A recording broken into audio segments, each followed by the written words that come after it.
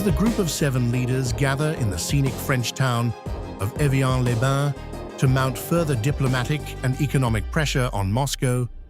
a completely different geopolitical script is unfolding 700 kilometers east of the Russian capital in the historic city of Kazan,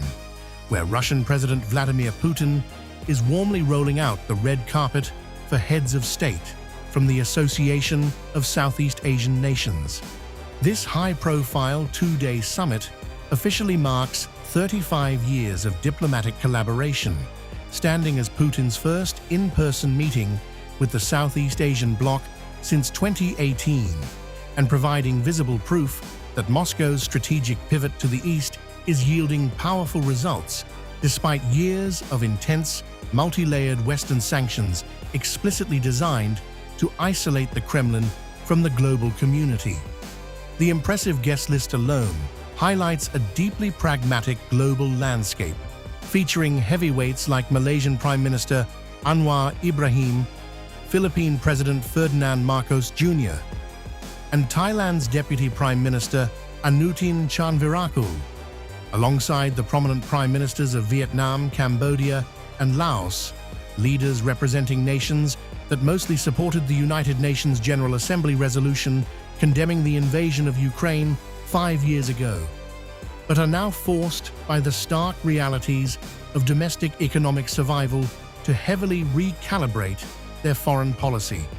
The ultimate driving force behind this massive diplomatic shift is long-term energy security for Southeast Asia's 680 million people,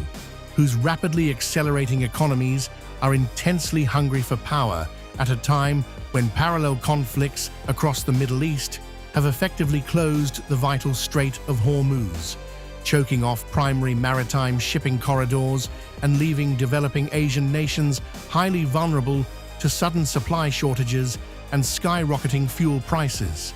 Enter Vladimir Putin,